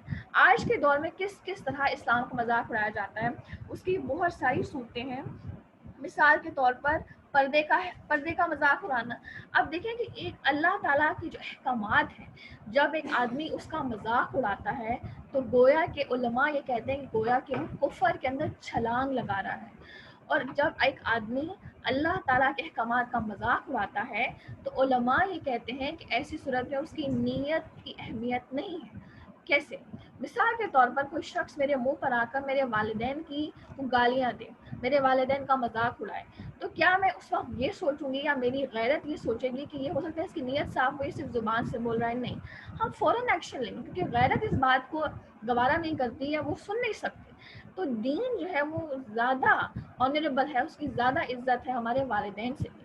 تو جب دین کا مذاق اڑایا جائے یا دین کے کسی حکم کا مذاق اڑایا جائے تو ہماری غیرت اس بات کا تقاضا کرتی ہے کہ ہم اس کے خلاف بولیں جو وہ بول رہا ہے اور اس کا اپنے دین کو کے فیور کریں. ٹھیک ہے، تو اس کے اندر سب سے پہلے کیا جاتا ہے، تو لہٰذا نیت کوئی انسان کہ نہیں میری نیت صاف تھی تو یہ بھی کفر کی علامت کی طرف جاتا ہے. اور دوسرا کوئی انسان اگر دین کے احکامات کا مذاق اڑاتا ہے، دین کے ریچولز کا مذاق اڑاتا ہے تو وہ بھی کفر کی طرف جاتا ہے. یہ علماء کا باقاعدہ کلیئر کٹ اسٹیٹمنٹ ہے. اس کے اندر پردے کا مذاق آ جاتا ہے. اسی طرح اس کے اندر نقاب کا مذاق اڑانا، کسی کو نقاب اگر کسی نے اوڑھ رکھا ہے تو اس کو ننجا کہنا یا برقع اوینجر کہنا یا طرح طرح کے القابات اس کو دینا، یہ اسلام کا مذاق ہے. اسی طرح داڑھی کا مذاق اڑانا کہ کیا تم نے جھاڑی پال رکھی ہے یا کہ تم نے کیا بشز تیار کی ہیں، آپ اس کو انگلش میں بول کر اس کو بڑا کلین اینڈ پیور نہیں بنا سکتے. تو اس سے کیا ہوتا ہے کہ کسی بھی لینگویج میں کسی بھی جب اسلام کو موک کیا جائے گا، اسلام کا مذاق اڑایا جائے گا تو وہ کفر کی طرف نکل جاتا ہے. پانچوں کو ٹخنے کے اوپر رکھنے پر اس کا مذاق اڑانا یہ سنت ہے اور یہ فرض ہے مسلمان مرد کے اوپر. لیکن جب کسی صلی اللہ علیہ وآلہ وسلم تو کیا ہوتا ہے کہ جب کوئی شخص کسی نے اپنے بچے نے، ہم کسی کو چھوڑ دیں، ہم اپنے بچے کو دیکھیں اور اس نے پائنچہ اوپر کر رکھا ہے تو ہم کہیں گے کوئی سیلاب آ رہا ہے. تو ہم ایسی بات کہتے ہیں گویا کہ ہم ارد گرد بیٹھے لوگوں کو ہم ہنسا تو دیں گے یار اس کا کتنا اچھا سینس آف ہیومر ہے، کتنا اچھا مذاق کرتا ہے، اس کا دماغ کتنا حاضر ہے، کتنی حاضر دماغی سے مذاق کرتا ہے. نہیں، گویا کہ یہ انسان کفر کی دلدل میں پھنس رہا ہے. اس کے بعد پھر اسی طرح اور کیا جاتا ہے، جنت اور جہنم کے بارے میں کتنے لوگوں نے جوکس تیار کیے ہوئے، کتنے لوگوں نے مذاق بنائے ہوئے ہیں. اسی طرح صورتوں کے نام پر لطیفے تیار ہوئے ہیں. میں آپ کو ایک چھوٹی سی اگزامپل دیتی ہوں کہ جس کے اوپر وہ کس نے کہا کہ میرا نام، کوئی شخص جو ہے وہ قبر میں گیا، 3 پٹھان گئے اور ایک نے کہا کہ میرا نام رحمان ہے. ایک تو فرشتوں نے کہا کہ سورہ رحمان سناؤ، ایک نے کہا میرا نام یاسین ہے تو اس نے کہا، فرشتہ نے کہا کہ سورہ یاسین سناؤ تو ایک نے کہا کہ اب ان کو تو لمبی صورتیں سنانی پڑیں گی تو اس نے کہا میرا نام کوثر ہے تو اس نے پھر کوثر. یہ بہت بڑے جرم ہے، یہ کفر ہے. تو اسلام کو ہمیشہ آپ دیکھیں گے یہ چیزیں ہمیں پتہ ہی نہیں تھی اور شاید ہم بھی ہنس چکے ہیں لطیفوں کے اوپر پہلے، لیکن یہ وہ ٹائم ہے کہ ان کے اگینسٹ کھڑا ہونا اور ان کا علم دینا لوگوں کو کہ یہ ظلم ہے، یہ اسلام کے خلاف ایک پروپیگنڈا ہے. یہ لوگوں کی برین واشنگ ہو رہی ہے کہ جہاں پر اسلام کو آپ کہہ رہے ہیں کہ اس کے اگینسٹ بولنا لوگوں کے لیے آسان کر دیا جائے اور لوگوں کی غیرت اس وقت خاموش ہو جائے کہ اسلام کے خلاف کوئی کچھ بھی بولتا رہے، ہمیں فرق نہیں پڑتا. پھر اسی طرح آپ دیکھیں کہ ابھی آج کل ایک نیا ڈرامہ چلا ہے، پاکستانی ڈرامہ چلا ہے، چڑیز اس کا نام ہے. نہیں دیکھا تو بہت اچھا کیا، دیکھنا بھی آپ میں سے کسی نے نہیں، کسی کو میں انکریج نہیں کروں گی. تو بیسیکلی اس ڈرامے کے اندر بھی اسلام کے بہت سارے کانسیپٹس کو خلاف، یعنی کہ آپ کہہ لیں کہ اس کے خلاف بولا گیا ہے اور یہ پاکستانی مسلمانوں نے تیار کیا. ہماری اپنی پاکستانی ایکٹریسز وہاں پر اس کے اندر رول پلے کر رہی ہیں. پھر اسی طرح ایک اور مووی آئی ہے نیٹ فلکس کے اوپر کیوٹیز، یہ بھی ایک اس کے اوپر اگر آپ اس کے اوپر تبصرہ سننا چاہتے ہیں تو یوتھ کلب یوٹیوب پہ آپ لکھیں اور یوتھ کلب کے اوپر کیوٹیز کے اوپر باقاعدہ پورا تبصرہ ہے ان کا، جس کے اندر انہوں نے پیرنٹنگ سکھائی ہے کہ ہمیں اپنے بچوں کو کس طرح سے ٹرین کرنا ہے کہ وہ آنے والے فتنوں کے اندر محفوظ رہ سکیں. تو بہت ضروری ہے کہ ہم اس کو پڑھیں. ٹھیک ہے، میں انشاءاللہ اس کا لنک بھی گروپ میں شیئر کر دوں گی. تو یہ مووی بیسیکلی اس کے اندر اس بچی کا فیسنیٹ کروایا گیا، اس کو بتایا گیا، اس کی برین واشنگ کی گئی کہ اسلام ایک تنگ نظر دین ہے کہ جو صرف اور صرف لوگوں کے اوپر چیزوں کو امپوز کرتا ہے. اور اس کو بتایا گیا کہ پردہ جو ہے اس نے عورت کے اوپر ظلم، پردے کے ذریعے عورت پر ظلم کیا گیا ہے. اور پھر وہ بچی، چھوٹی سی بچی، اس کو یہ سب کچھ سکھایا گیا اور پھر وہ بچی کیا ہوا کہ وہ بچی فیسنیٹ ہو گئی اور اس نے اپنے والدین کے خلاف غداری کی، اس نے اپنا دین چھوڑا. چھوٹی سی بچی، اس کو بس سکھایا جا رہا ہے. اس کی ڈریسنگ چینج کروائی گئی، انتہائی بےہودہ فلم تھی وہ، جو نیٹ فلکس میں باقاعدہ ہر طرح کے لوگوں نے، چاہے وہ کرسچنز ہیں یا مسلم ہیں، انہوں نے بولا ہے اس کے خلاف. لیکن بات یہ بتائی جا رہی ہے کہ اسلام کے خلاف ہر آنے والے دور میں بولا جائے گا. جس طرح مکہ میں ہوا، کفار نے کیا، آج بھی ہو رہا ہے. ہمیں اپنی آنکھیں کھولنی ہیں اور اپنے بچوں کو بتانا ہے کہ کیا درست ہے کیا غلط ہے، اور اپنے دین کے بارے میں ان کے اندر غیرت پیدا کرنی ہے کہ دین ایک ایسی چیز ہے جس کے بارے میں کبھی کمپرومائز نہیں کرنا اور اس کے خلاف سننا نہیں ہے، ٹھیک ہے انشاءاللہ۔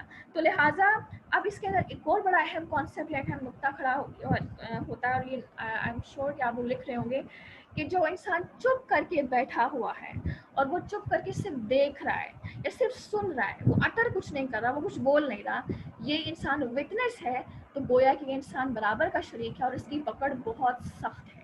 تو اسی لیے اللہ نے حکم دیا کہ فوراً لیو دیٹ پلیس، اس کو چھوڑ دینا ہے۔ پھر اسی طرح ایک اور چیز جو شاید میں مس کر رہی تھی کہ الحمدللہ یاد آ گئی ہے، کہ جو آج ہماری موویز آ رہی ہیں یوٹیوب کے اوپر جس کے اندر ڈفرینٹ پروفٹس کو باقاعدہ پورٹری کیا جاتا ہے، حضرت نوح علیہ السلام کے اوپر مووی بنائی ہوئی ہے، نبی صلی اللہ علیہ وسلم کے اوپر مووی بنائی ہوئی ہے، حضرت بلال رضی اللہ عنہ کے اوپر مووی بنائی ہوئی ہے۔ اب کیا ہوتا ہے کہ لوگ فیسینیٹ ہو جاتے ہیں، اور جو ان کے ایکٹرز ہیں وہ مسلمان نہیں ہوتے، یا بعض اوقات ہوتے بھی ہوں گے لیکن میجورٹی ان کی مسلمز نہیں ہوتے، پتہ نہیں کون سے وہ لوگ ہیں جو ان کے اوپر ان کو پورٹری کر رہے ہوتے ہیں اور ان کے اندر ایکٹنگ کر رہے ہوتے ہیں۔ اب یہ موویز دیکھنا بھی جائز نہیں ہمارے لیے، کیونکہ انہوں نے خود سے ایک تو سب کچھ کیا، باقاعدہ پروفٹس جو ان کے ایک ہمارے ہاں ایک احترام ہے اور ہمارے ہاں ان کا ایک اپنا ایک آئینہ ہے، لیکن اس آئینہ بکھر جاتا ہے، جو غیب پر ایمان ہے وہ obviously ڈسٹروائے ہوتے ہیں۔ سیکنڈلی خود سے انہوں نے ایڈیشنس کی ہوئی ہیں، اور اسلام کا بہت زیادہ مذاق ہے ایسی موویز کے اندر، اور وہ آپ کو پتہ نہیں چلنے دے رہے ہوتے کہ ہم مذاق اڑا رہے ہیں مووی کے اندر۔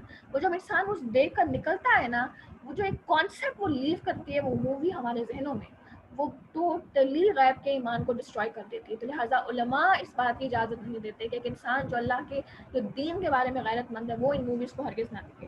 تو اپنے ہمارے بچے جو ہوتے ہیں بڑے، ایون میں خود بھی ایک دور میں بڑا کیوریس ہوتی تھی کہ موویز دیکھنی چاہیے، لیکن یہ ہے کہ الحمدللہ یہ بہت ضروری ہے جاننا کہ ان موویز کو نہیں دیکھنا، کیونکہ ہمیں اپنے دین کے بارے میں بہت غیرت مند رہنا ہے انشاءاللہ، اور اس کے پریسٹیج، اس کی آنر، اس کی پروٹیکشن کے لیے ہمیشہ آواز اٹھانی ہے، ایک دوسرے کو روکنا ہے۔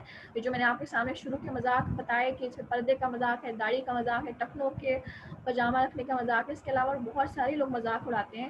کوشش یہ کریں کہ لوگ اپنے مردوں کو بھی روکیں، اپنے بچوں کو بھی روکیں، اور ان باتوں کو جی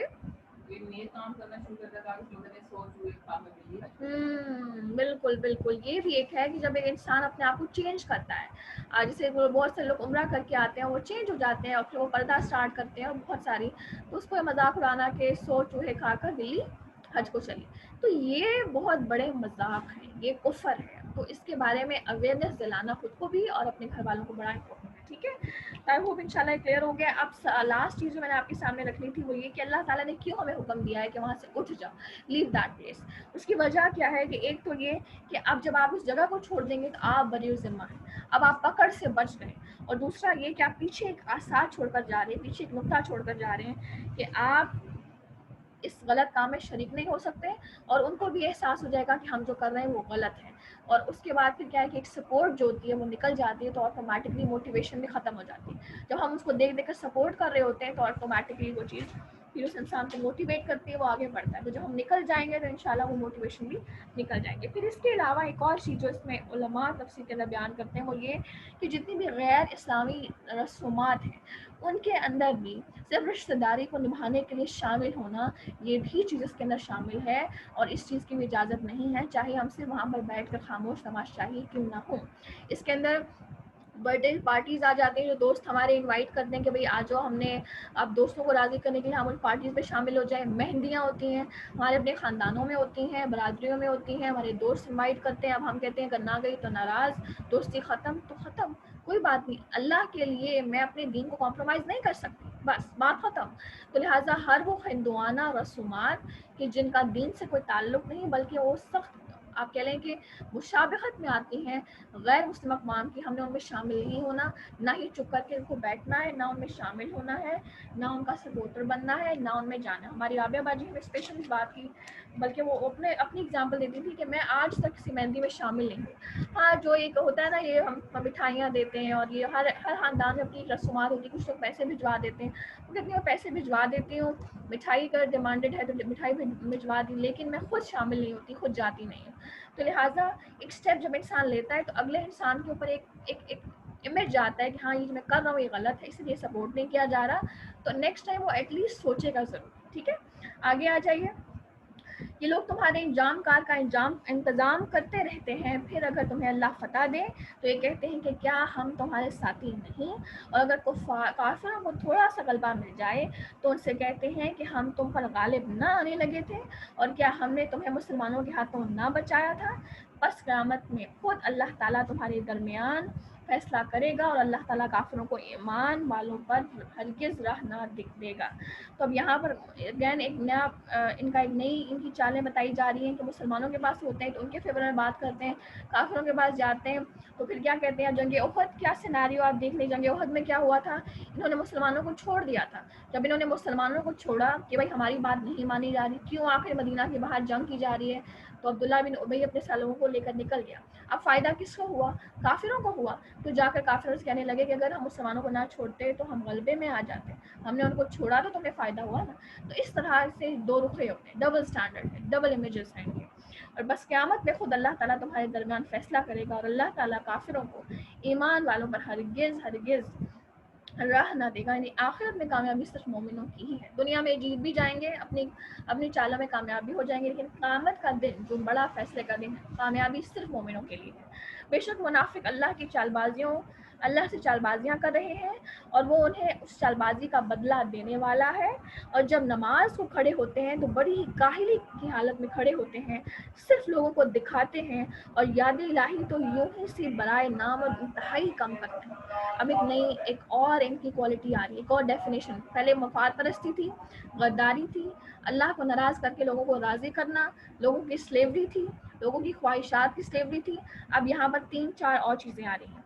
نماز کی طرف آتے ہیں تو انتہائی کاہلی کے ساتھ، اور تیسرا صرف اور صرف دکھاوے کے لیے کہ لوگوں کے سامنے میرا ایک بڑا ہی نیک امیج بنا رہے، میرا بچہ بہت نیک ہو، وہ بڑا اچھا نمازی ہو، میں خود بھی بڑا اچھی نماز پڑھوں، میں جب لوگوں کے سامنے ہوں تو بڑی اچھی قرات کے ساتھ قرآن پڑھوں۔ اس کے اندر ایک عالم بھی آ جائے گا، اس کے اندر سخاوت کرنے والا بھی آ جائے گا، اس کے اندر خشوع اختیار کرنے والا بھی آ جائے گا، اس کے اندر قاری بھی آ جائے گا۔ تو یہ ساری یہ حدیث جو میں نے آپ کے سامنے ڈسکس کی تھی پہلے بھی، قیامت کے دن چاروں لوگ، شہید بھی آ جائے گا، ذلیل ہوں گے۔ کیوں؟ کیونکہ ان چاروں کا عمل صرف اور صرف لوگوں کے لیے تھا کہ لوگ مجھے شہید کہیں، لوگ مجھے سخی کہیں، لوگ مجھے قاری کہیں، لوگ مجھے عالم کہیں، لوگ مجھے ڈسٹنکشنز دیں، مجھے آپ کہیں کریڈٹس دیں، تو لہٰذا قیامت کے دن اللہ تعالیٰ کو کوئی اجر نہیں دے گا۔ تو دکھاوے کے لیے۔ اور تیسرا کیا ہے کہ اللہ تعالیٰ کو بہت بہت بہت کم یاد کرتے ہیں۔ تو یہ جو ایک منافق جو ہے نا، اس کا اللہ تعالیٰ کے ذکر میں کوئی دلچسپی نہیں ہوتی، اس کی زبان پر گویا کہ اللہ کا ذکر آتا ہی نہیں۔ تو ہمیں اپنا جائزہ لینا ہے کہ نماز کی طرف میں آتی ہوں تو کیا میری سچویشن ہوتی ہے۔ اب ایک مومن جو ہوتا ہے نا، وہ ملاقات کے شوق میں ہوتا ہے، مومن ہمیشہ ملاقات کے شوق میں ہوتا ہے، اور اس کا کیوں وجہ ہے کیونکہ اس کا تعلق اللہ تعالیٰ کے ساتھ بڑا مضبوط ہے، اور اس کو نماز کی اہمیت کا اندازہ ہے۔ ایک منافق کو نماز کی اہمیت کا اندازہ نہیں، نماز کے فوائد کا اندازہ نہیں، کہ اللہ سے بھی بہت دور ہے، تو اسی لیے وہ جب نماز کی طرف آئے گا بھی تو کاہلی اور سستی اور برڈن سمجھ کے آئے گا۔ لیکن ایک مومن کی آنکھوں کی ٹھنڈک اس کی نماز ہے، اس کا سارے غموں کا مداوا اس کو نماز ہی میں ملتا ہے، وہ ساری دعائیں نماز ہی میں کرتا ہے۔ آپ یقین کریں کہ جب کچھ خاص دن آتے ہیں کہ جس کے اندر آپ کو نماز نہیں پڑھنی ہوتی، تو گویا کہ آپ کا ایمان زیرو پہ آ جاتا ہے۔ تو اس سے یہاں سے اندازہ ہوتا ہے کہ جو لوگ نماز نہیں پڑھتے تو ان کا تو کوئی ایمان ہی نہیں ہوگا، پھر تو وہ کوئی دعائیں بھی نہیں کرتے ہوں گے، اور گویا کہ اس لیے ان کی زندگی انتہائی اسٹریسفل ہوتی ہے، انزائٹی اور ڈپریشن سے بھری بھی ہوتی ہے۔ تو جب ہم نماز پڑھتے ہیں تو ہمیں ایک موقع مل جاتا ہے کثرت سے دعائیں کرنے کا، اللہ سے بات کرنے کا۔ تو میں نے آپ کو پہلے بھی بتایا کہ نالج جو ہے وہ ایک فیول ہوتا ہے آپ کو موو کرنے کے لیے، آپ کو پش کرنے کے لیے، آپ کو موٹیویٹ کرنے کے لیے۔ تو اسی لیے نماز کے اسپریچول فوائد اور نماز کے جو ہماری صحت کے اوپر فوائد ہیں ان کا جاننا بڑا ضروری ہے، ٹھیک ہے۔ تو سائنٹیفک اس کے کیا فائدے ہیں نماز کے ہمارے لیے، پھر نماز کا اسپریچول کیا فائدہ ہے۔ تو میں چاہ رہی ہوں کہ چھوٹی سی پریزنٹیشن، انم آپ ہیں یہاں پہ، انم آپ نے ایک چھوٹی سی پریزنٹیشن رکھنی ہے، ٹھیک ہے۔ اور میں چاہ رہی ہوں کہ آپ کو کیونکہ سلائڈز وغیرہ بنانے آتی ہے نا، تو آپ نے سلائڈس کی مدد سے ہمیں سمجھانا ہے نماز کے اسپریچول فائدے کیا ہیں، نماز کے سائنٹیفک فائدے کیا ہیں، سجدہ ایک رکن کو آپ نے تھوڑا الیبوریٹ کرنا ہے تاکہ ہمارے اندر شوق پیدا ہو، اور پھر ہوتا ہے نا کہ نماز بندہ اور شوق سے پڑھنے لگتا ہے جب مزید نالج آتا ہے، تو تھوڑا سائنٹیفک نالج بھی تو ہمارے پاس ہو نا، ہمارے اتنا بڑا ہمارے ریلیجن کا ایک ریچول ہے، تو آپ نے اس کو اچھے سے ہمیں سمجھانا ہے، ٹھیک ہے۔ انشاءاللہ تعالیٰ آپ نے اپنی مرضی سے کوئی سا بھی دن آپ رکھیں گی اور پھر آپ اس کو سمجھائیں گے ہمیں انشاءاللہ۔ تو لہٰذا نماز کا جو علم ہونا ہے وہ بہت ضروری ہے، اللہ تعالیٰ سے تعلق مضبوط ہونا بہت ضروری ہے. یہ وہ دو چیزیں جو آپ کو پش کرتی ہیں نماز کی طرف، ادروائز نماز کی طرف کاہلی ہی ہوتی ہے. اور پھر اللہ تعالیٰ کا ذکر کثرت کے ساتھ کرنا. تو دعا کیا ہے، علاج کیا ہے، کس طرح انسان اس چیز سے بچ سکتا ہے. تو کثرت، جیسے میں نے آپ کو پہلے دعا سکھائی، آپ کو میں نے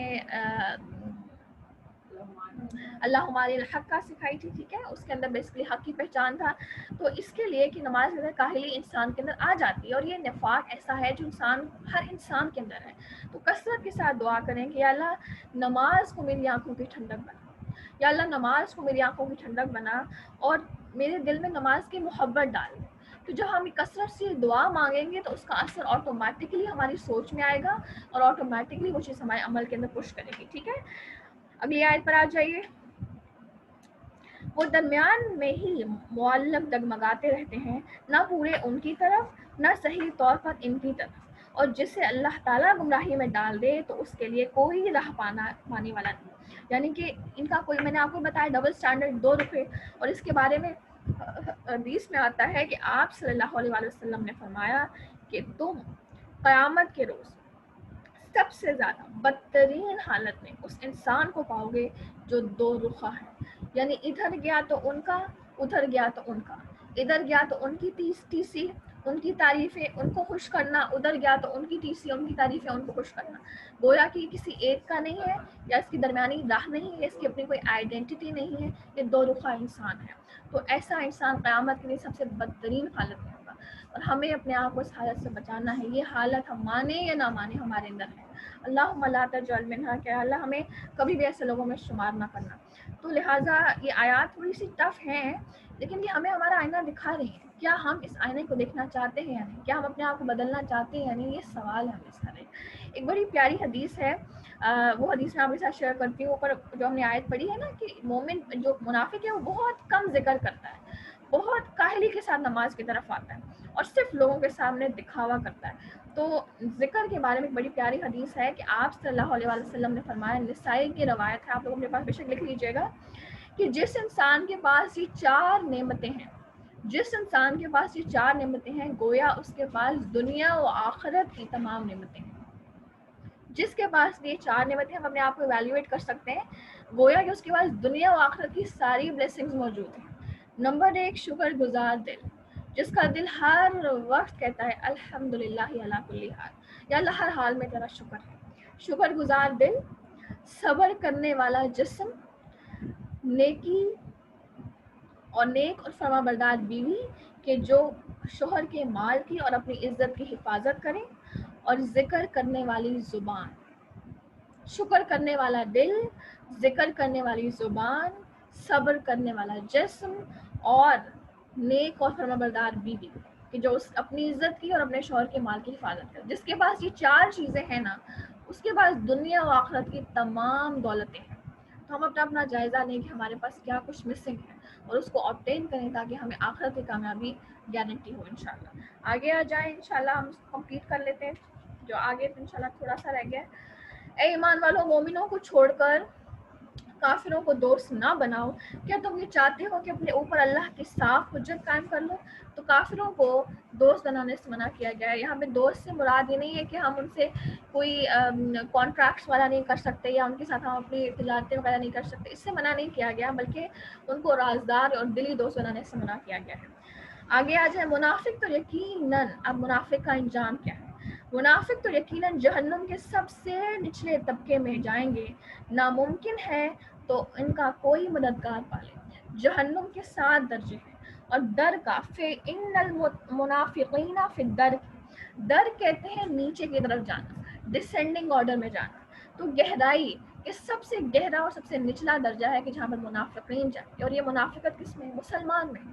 تو لہٰذا منافقین سب سے نچلے درجے میں جائیں گے، اور اس نچلے درجے کا نام ہے حاویہ. تو لہٰذا منافقت سے پناہ مانگنی ہے کثرت کے ساتھ، اور اس کے لیے دعا ہے اللہم طہر قلبی من نفاق، یا اللہ میرے دل کو پاک کر دے نفاق سے. انشاءاللہ میں یہ بھی دعا ڈالوں گی گروپ میں، تاکہ جن کو یاد نہیں وہ یاد کر لیں. ٹھیک ہے، آگے آ جائیں. اب اس گڑھے سے کیسے نکلنا ہے، ہم کیسے اپنے آپ کو اس گڑھے سے آزاد کریں؟ تو اس کے اللہ تعالیٰ نے ہمیں طریقے بتا دیے کہ کہ چلو منافقت تو ہر انسان میں ہے، مسلمان میں، انسان نہیں مسلمان، تو اس سے اپنے آپ کو نکالو گے کیسے؟ ہاں جو توبہ کر لے اور اصلاح کر لے، اپنے آپ کو بدلے، اپنے آپ کی کریکشن کر لے اور اللہ تعالیٰ پر کامل یقین رکھے، اور اس کا ہو بھی اللہ پر کامل یقین، اور خالص اللہ ہی کے لیے دینداری کرے، اخلاص، تو گویا کہ لوگ مومنوں کے ساتھ ہیں اور اللہ تعالیٰ مومنوں کو بہت بڑا اجر دے گا۔ اور اس کے بارے میں بڑی پیاری بات آتی ہے کہ جب عیسیٰ علیہ السلام نے یہ بات اپنے انصاریوں کو سکھائی کہ اللہ کے لیے دینداری اختیار کرنا، تو انہوں نے کہا کہ اللہ کے لیے دینداری کس طرح ایک آدمی اختیار کر سکتا ہے؟ تو انہوں نے کہا کہ انسان کوئی بھی اللہ کے لیے نیک عمل کرے لیکن لوگوں کی تعریف کو پسند نہ کرے، اس کو یہ چیز پسند نہ ہو کہ لوگ میری تعریف کریں، تو یہ وہ انسان ہے کہ جس نے گویا کہ اس نے ہر عمل اللہ کے لیے کیا۔ تو یہ وہ 4 راستے ہیں: توبہ کر لینا، اپنی اصلاح کرنا، اپنی فکر کرنا، اپنے آپ کو بدلنا، اپنی طرف نظر رکھنا، اور پھر اللہ تعالیٰ پر کامل یقین رکھنا، ایک خوف بھی رکھنا، اور پھر ساتھ ہی ساتھ خالص ہو کر ہر عمل کرنا۔ تو یہ وہ لوگ ہیں جو قیامت کے دن مومنوں کے ساتھ ہوں گے۔ اور اللہ تعالیٰ تمہیں سزا دے کر کیا کرے گا؟ اب اللہ تعالیٰ ایک بڑی اہم بات ہائی لائٹ کر رہے ہیں کہ تم کہتے ہو کہ منافق کے اوپر یہ ظلم ہے کہ اس کو جہنم کا سب سے آخری درجہ ہوگا، تو اللہ تعالیٰ تمہیں سزا دے کر کیا کرے گا؟ اگر تم شکر گزاری کرتے رہو اور با ایمان رہو تو اللہ تعالیٰ بہت قدر کرنے والا اور پورا علم رکھنے والا، اللہ تعالیٰ سے زیادہ کوئی قدردان نہیں ہے۔ بس کیا ہے کہ انسان کیا اس قابل ہے، یا کیا انسان اپنی اس ورڈ کو پروف کرتا ہے؟ تو ہمیں اس چیز کا خیال رکھنا ہے۔ برائی کے ساتھ آواز بلند کرنے کو اللہ تعالیٰ پسند نہیں فرماتا، مگر مظلوم کو اجازت ہے، اور اللہ تعالیٰ خوب سنتا ہے اور جاننے والا ہے۔ اب یہ ٹاپکس چونکہ تھوڑے سملر ہیں تو میں چاہ رہی ہوں کہ آج ہم ان کو کمپائل کر لیں۔ برائی کے ساتھ آواز کو بلند کرنا، یعنی سوسائٹی کے اندر کوئی بھی بے حیائی کا کام ہوتا ہے، ان بے حیائی کے قصوں کو بیان کرنا، یہ ہماری شریعت ہمیں اجازت نہیں دیتی کیونکہ ان کے اثرات غلط ہوتے ہیں۔ لیکن ایک مظلوم ہے، اس کے اوپر ظلم ہو رہا ہے، پھر وہ ایک بیوی بھی ہو سکتی ہے، اس کا شوہر اس پہ ظلم کر رہا ہے، اس کو پیٹتا ہے، تو ایسی عورت یا ایسا شخص اپنے ظلم کی داستان کو سنا سکتا ہے تاکہ اس کو آپ کہنے کے انصاف ملے، اور اللہ تعالیٰ خوب سننے والا اور جاننے والا ہے۔ اگر تم کسی نیکی کو اعلانیہ کرو یا پوشیدہ کرو یا کسی برائی سے درگزر کرو، بس یقیناً اللہ تعالیٰ پوری معافی کرنے والا اور پوری قدرت رکھنے والا ہے۔ نیکی کو تم خفیہ طور پہ کرو گے، اس کو ظاہر کر کر کرو گے، اللہ اس کو جاننے والا ہے۔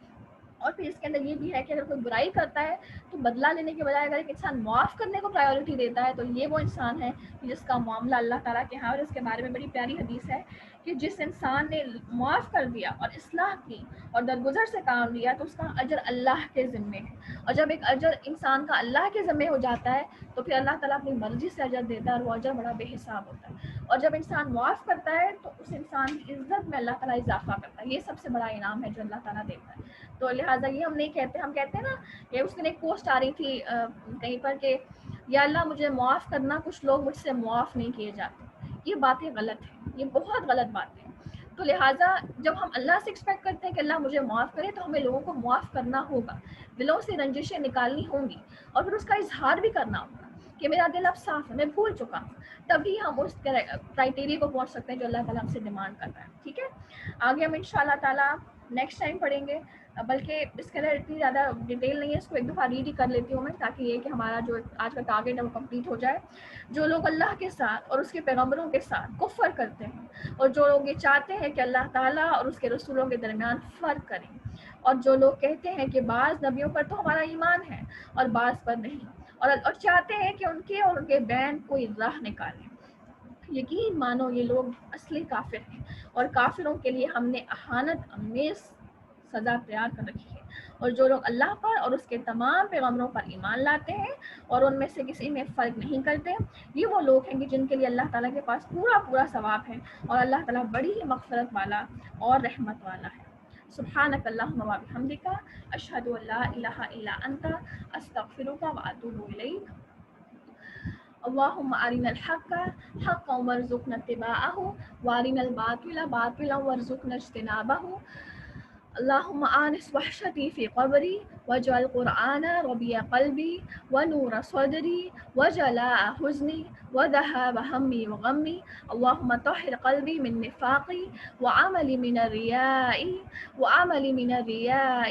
ولسانی من الکذب وعینی من الخیانہ۔ استغفر اللہ استغفر اللہ استغفر اللہ۔ سب اپنا بہت خیال رکھیں. انشاءاللہ تعالیٰ نیکسٹ سیشن میں ہماری ملاقات ہوگی. سبحانک اللہم و بحمدک اشہد ان لا الہ الا انت استغفرک و اتوب الیک. اللہم صلی علی محمد وعلی آل محمد کما صلیت علی ابراہیم وعلی آل ابراہیم انک حمید مجید. اللہم بارک علی محمد وعلی آل محمد کما بارکت علی ابراہیم وعلی آل ابراہیم انک حمید مجید. السلام علیکم ورحمۃ اللہ وبرکاتہ.